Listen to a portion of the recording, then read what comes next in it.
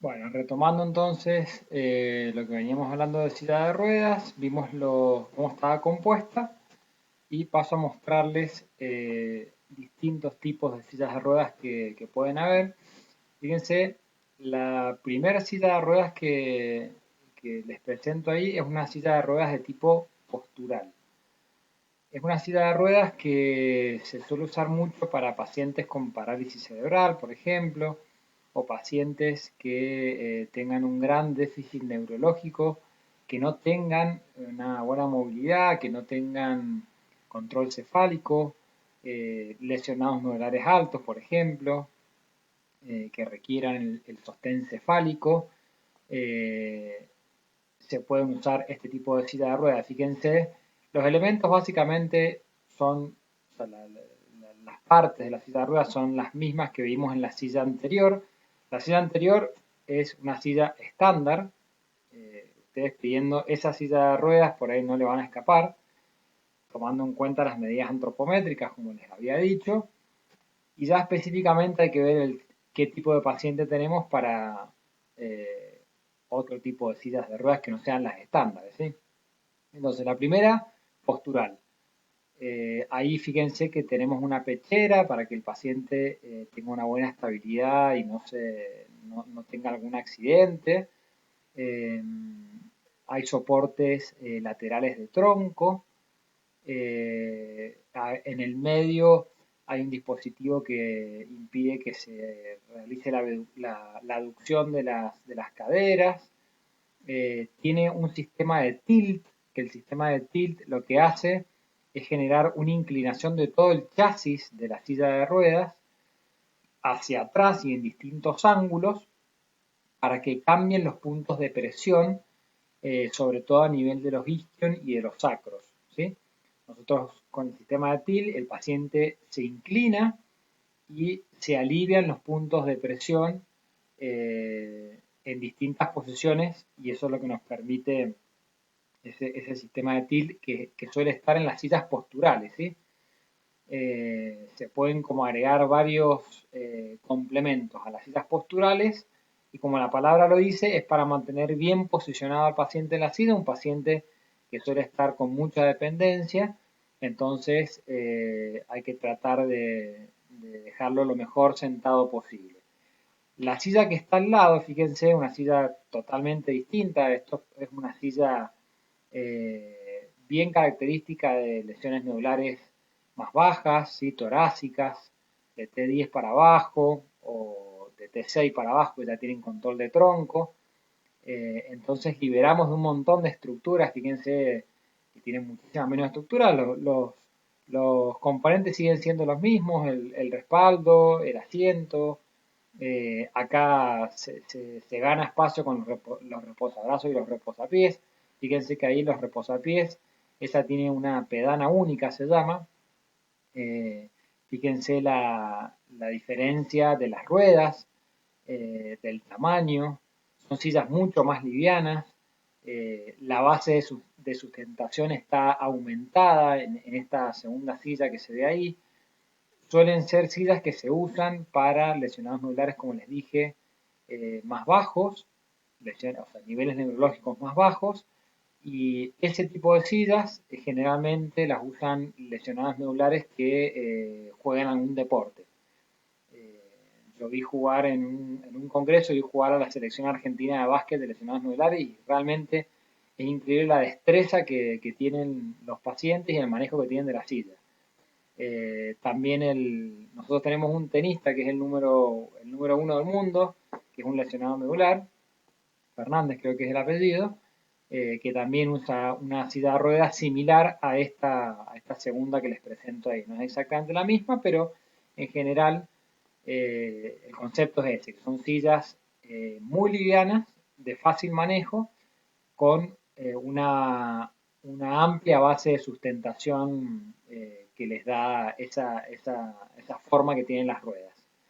El elemento que está al lado es un elemento, se llama Smart Drive, la marca, y básicamente es un elemento motorizado que sirve para adaptar a la silla de ruedas que tenga el paciente se adapta sobre el chasis y lo que hace es propulsar la silla de ruedas. No se usa tanto para una silla de ruedas postural, fíjense el tamaño que tiene la silla de ruedas postural y además ese dispositivo requiere de que el paciente cognitivamente esté bien y que tenga buena movilidad de miembros superiores porque se activa con una pulsera que el paciente tiene que golpear con la pulsera, tiene que hacer como un pequeño golpe sobre la silla de ruedas y ahí se activa el motor y empieza a hacer una propulsión sola de la silla de ruedas. Imagínense que es como para engancharlo sobre el chasis de la silla de ruedas que está al lado de los lesionados lugares más bajos, las que hacen deporte, que básicamente la ventaja que tiene es que no sobrecargamos tanto las articulaciones de los hombros, de los codos, de las muñecas, porque bueno, a largo plazo los pacientes de tanto propulsar la silla de ruedas suelen sufrir lesiones musculotendinosas, entonces este es un elemento bastante práctico para adherir a la silla de ruedas que tiene el paciente. ¿Sí? En esto va un poco también lo que hablábamos de los recursos económicos y la obra social que tenga el paciente, porque bueno, claramente una silla de ruedas como la que les muestro ahí, esa marca Jerry, sumándole un dispositivo Smart Drive, no cualquier obra social lo cubre y no cualquier paciente lo puede comprar. Entonces, bueno, ahí va un poco también eh, los distintos elementos ortopédicos que podamos prescribir en función de las posibilidades del paciente, ¿sí?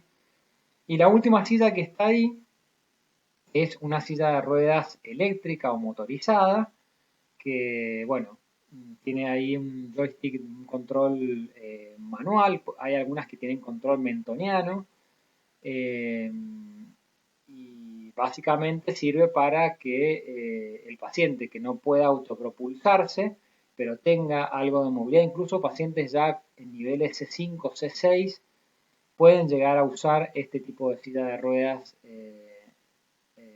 eléctricas que ganan en independencia porque pueden trasladarse solo los pacientes. Por supuesto, tienen que ser supervisados si se encuentran con algún escalón o alguna irregularidad en la superficie, en los terrenos, van a tener que necesitar ayuda por más que ellos sean los que manejen el joystick, ¿sí? Y bueno, también la contrapartida que tienen estas sillas es que son también bastante más pesadas, ¿sí? Ahora hace poquito estuve en un curso donde nos presentaron de una ortopedia una silla de ruedas eléctrica que es plegable, que es mucho más liviana, pero bueno, también el costo realmente se eleva bastante, ¿sí? Después no se olviden siempre de pedir un almohadón para la silla de ruedas. Hay distintos tipos de almohadones, hay muchísimos tipos de almohadones. Uno tiene que valorar la cantidad de tiempo que va a estar sentado el paciente en la silla. Si es un paciente que la va a usar poco tiempo, con un almohadón de goma espuma de alta densidad, estamos bien. Por ahí, lo que no tiene que ocurrir es que quede en esta silla de ruedas, que fíjense lo que es el asiento, es la nada misma, entonces hay que darle algún tipo de soporte, algún tipo de confort para evitar úlceras por presión y para evitarle dolores y malas posturas al paciente. Entonces, con un almohadón de goma espuma de alta densidad, yo creo que eso es como lo básico, y de ahí en más, ahí fíjense, en el almohadón que está al medio tiene múltiples celdas, que esas celdas pueden inflarse y desinflarse en función de qué puntos de apoyo queramos aliviar, un poco parecido a lo que es un almohadón antiescara para la cama, y después distintas combinaciones, celdas y otro tipo de elementos, hay muchos, ¿no? Pero bueno, básicamente que tengan la idea de que también la silla de ruedas tiene que estar acompañada de un almohadón para darle más confort al paciente y aliviar puntos de presión. Les quiero decir dos palabras de ortesis. Las ortesis son aparatos médicos aplicados en o alrededor de un segmento corporal que reducen las deficiencias o alteraciones funcionales, es decir, son aparatos que suplen funciones. A diferencia de una prótesis, que una prótesis es un elemento ortopédico que va a reemplazar una función que se ha perdido porque la estructura anatómica no está. Por ejemplo, en un paciente amputado. ¿Sí? Un paciente amputado lo que utiliza es una prótesis, no una ortesis. O un paciente que un traumatólogo le coloca una prótesis interna, una prótesis de cadera. Esa prótesis de cadera se llama prótesis porque se reemplaza el hueso que le sacan al paciente. ¿Sí? Y tienen nombres, yo algo les había mencionado recién, los nombres vienen de la combinación de las principales articulaciones, de las iniciales de las principales articulaciones. Fíjense ese ejemplo, rodilla, tobillo, pie, forman la ortesis que se llama ortesis CAFO. Entonces, la ortesis FO es la ortesis que abarca lo que es el pie y la articulación subastragalina. Las AFO son las que abarcan tobillo y pie, las CAFO, rodilla, tobillo y pie, y las HCAFO, cadera o pelvis, rodilla, tobillo y pie. Entonces, la primera imagen que vemos ahí son las ortesis, es una ortesis AFO. La imagen de arriba es una ortesis AFO estática de polipropileno. La de abajo es una ortesis también AFO, pero es de fibra de carbono, es dinámica, es para otro tipo de paciente, un paciente que más funcional, que va a realizar una marcha. La otra es más posicional, para dejar bien posicionado el pie a 90 grados. La que está al lado es una ortesis CAFO, fíjense que llega hasta el apoyo isquiático y tiene articulación en rodilla. La tercera es una ortesis H-CAFO, en donde lo que abarca es también la pelvis, o sea, pacientes que no tengan control pélvico, necesitamos darles esa estabilidad pélvica. Y lo último, la última imagen que pongo es un exoesqueleto, que una de las marcas más conocidas es el Reebok, que lo que hace es darle independencia para poder realizar una marcha al paciente. Esto no es tan como se muestra por ahí en algunos videos que promocionan este exoesqueleto, que la marcha es sumamente fácil, no es tan sencillo, tiene una serie de criterios de inclusión, no cualquier paciente puede usar este dispositivo, este exoesqueleto, en general es para lesiones nodulares completas, hacia A, parapléjicos, que no tenemos la posibilidad de equiparlo con alguna otra ortesis de las que les acabo de mencionar, entonces le podemos llegar a solicitar este exoesqueleto. Fíjense que la alineación de los miembros inferiores tiene que ser adecuada, el paciente no puede tener retracciones musculares, tiene que tener un buen manejo de la espasticidad porque si no el tono del músculo impide hay como una lucha entre el exoesqueleto y el tono del paciente. No tienen que tener úlceras por presión, sobre todo a nivel sacro. Tiene que tener buenos miembros superiores, porque fíjense que además usa dispositivos para manejar con miembros superiores, ¿sí? Entonces, tiene que tener cierto peso el paciente, cierta altura. No es para cualquier paciente, pero sepan que puede llegar a usarse. Los bastones canadienses son para los miembros superiores. Quería decir el nombre correcto. Entonces, bueno, hay múltiples elementos ortopédicos que se pueden usar. Tenemos que ver qué tipo de paciente nos encontramos. En conclusión, he tratado de darles un resumen muy global, muy general de la lesión, la rehabilitación en lesión medular, pero bueno, es un daño neurológico que suele dejar secuelas a lo largo de la vida. Hay que hacer un diagnóstico adecuado. Tenemos que plantearnos objetivos claros y hay un importante ver el tipo y el nivel de la lesión. Eh, Van a depender también otras afecciones médicas preexistentes, complicaciones secundarias, deterioro cognitivo, la edad. Todo esto influye en qué tipo de lesión vamos a tener, no solamente el nivel.